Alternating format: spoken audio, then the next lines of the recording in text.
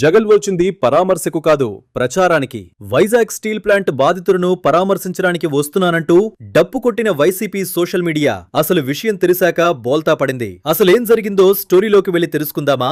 YCP social మీడియాలో పెద్ద ఎత్తున ప్రచారం చేశారు. మా అన్న వైజాగ్ స్టీల్ ప్లాంట్ బాధితులను పరామర్శించడానికి వస్తున్నారు, ప్రభుత్వాన్ని కడిగిపడేస్తారు అంటూ భారీ ఎలివేషన్స్ ఇచ్చారు. కట్ చేస్తే వాళ్ళందరికీ అదిరిపోయే షాక్ ఇచ్చారు జగన్. క్లియర్ గా చెప్పాలంటే నిన్న జగన్ గారు వైజాగ్ స్టీల్ ప్లాంట్ ఘటనలో బాధితులను పరామర్శించడానికి వెళ్లారు. అయితే అక్కడికి వెళ్లిన జగన్ బాధితులను చిరునవ్వుతో పరామర్శించడం చూసి చాలా మంది ఆశ్చర్యపోయారు. అనంతరం గంట కూడా గడవక ముందే మరో ట్విస్ట్ తగిలింది. అక్కడ్నుంచి నేరుగా వైఎస్ఆర్సీపీ ఇన్ఛార్జ్ కంభం విజయరాజు కుమారుడి వివాహ వేడుకకు హాజరయ్యారు. ఇది చూసిన వారందరికీ ఒక ప్రశ్న తలెత్తింది. నిజంగా జగన్ వచ్చింది పరామర్శ కోసమా లేక ప్రచార యాత్ర కోసమా?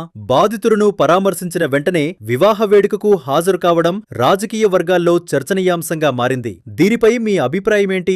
జగన్ పర్యటన నిజంగా పరామర్శ కోసమేనా లేక రాజకీయ ప్రచారం కోసమా? కామెంట్ రూపంలో తెలియచేయండి.